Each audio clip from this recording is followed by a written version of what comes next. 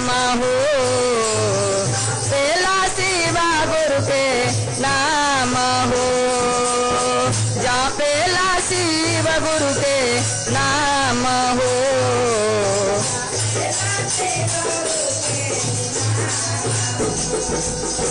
लाले लाले ठोरवा ओकर, लाले लाले पाखिया हो,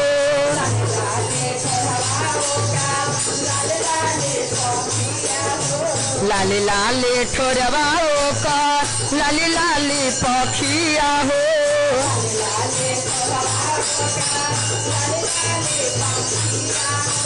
दिलवा में शिव गुरु के बा